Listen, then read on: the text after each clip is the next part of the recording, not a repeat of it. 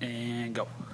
Hi guys, every week I'm going to encourage you to tune in to FeastervilleMMA.com to go to our blog, and I'm going to do videos on our techniques for that particular week. Now every day when you come into class, Joshua and I are going to go over those different techniques with you while you're there, but you only have about 45 seconds in between rounds by the time everyone gets sitting down, and we want to give you a little time to get back to work on that bag that we really get to go into the technique. So at the beginning of every week, while you're fresh, while you're sitting at work or you're sitting at home, you can get a chance to see those techniques firsthand, really try and get it imprinted on your head with exactly what I'm looking for, so when you come to class, you get that much more out of each and every class you take. Now, we're going to start off this week with our double jab, which we often do. Our jab is designed to keep distance, to keep us safe, maybe to stun our attacker. And we throw two jabs so that somebody can't counter us. It's a great way to keep somebody from picking off our jab and trying to hit us back. I'm going to start off with a nice defensive stance.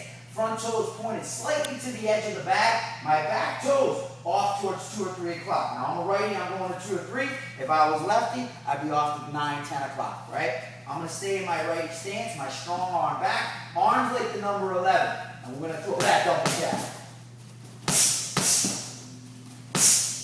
Now, I'm slightly away from that bag. If I were just to stand and reach, I can't quite touch the bag. What that does is, it gives me a little bit of distance. If that bag were an attacker and they were trying to hit me back, I have time to see them coming before they can hit me. Now I'm going to use my technique, my rhythm, my elbows in, my punches staying really straight to be able to close that distance without having to move, right? What am I going to envision? I'm going to envision 2 walls on either side of me. I can't let my elbows out. I got to keep those elbows in as tight as I can, and I'm going to throw those punches because of that further and with more power.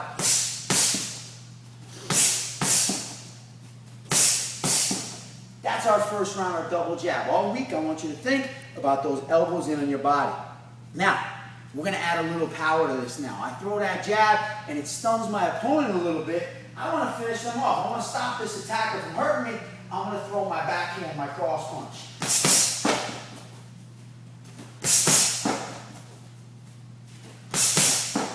What I want you guys thinking about with that cross, same idea, your elbow's sitting on your body. Naturally, our body, when we throw one hand, the other hand swings back. That's for balance, right? Like when you're walking, your arm swing.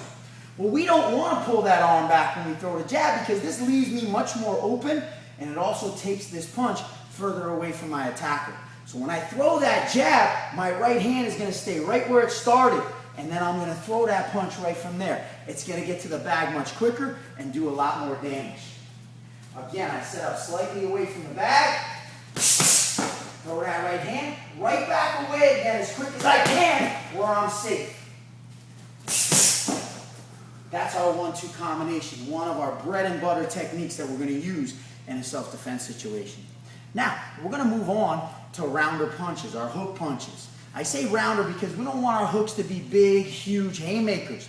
Just a little angle to go around somebody's hands and arms if they happen to be defending that jab and that cross effectively. We're going to start out practicing this hook by going down to the body.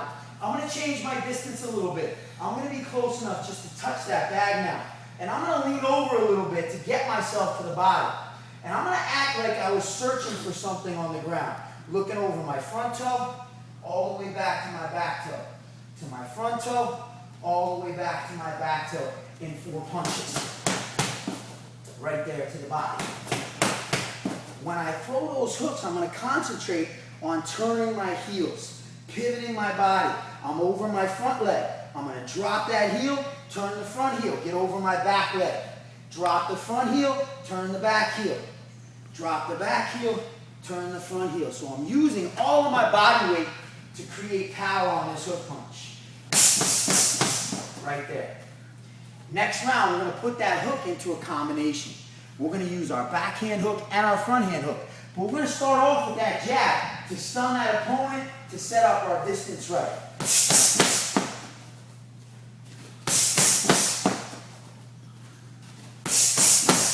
I'm adding a little wrinkle. I'm throwing that backhand hook to the body.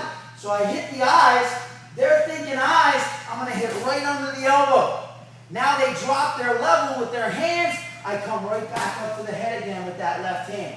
I hit high, drop down underneath, and then back up top again to really get that person wondering what's going on. right there, our jab, hook, hook combination. And we've thrown straight punches, and we've thrown round punches. We're going to add some kicks now. And we're going to drop all the way down to the last level we have on an attacker, which is their legs. We're going to use our shin bone on our back leg, and we're going to attack the thigh muscle with it. Again, my arms are in like there was a wall there. I can't spread my elbows out. And I'm going to attack that leg.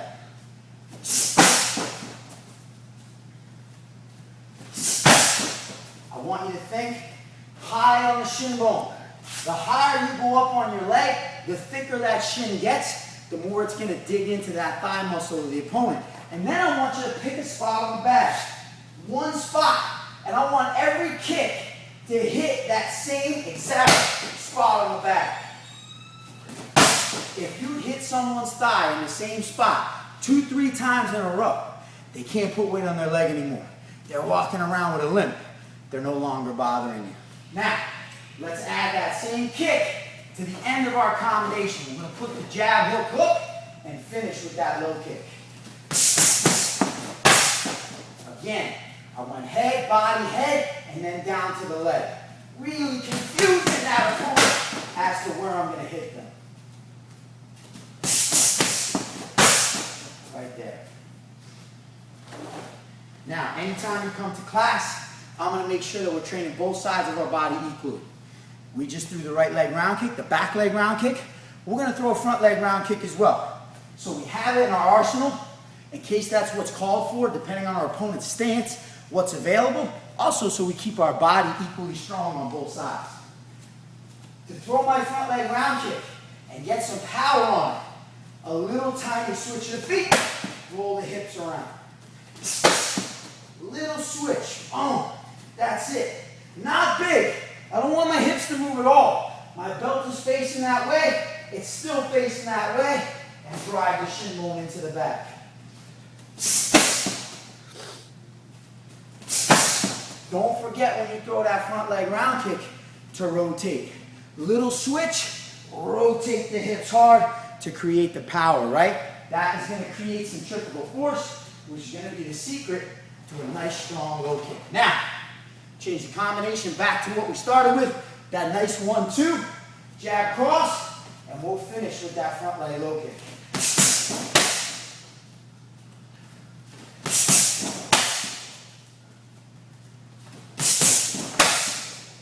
There you go.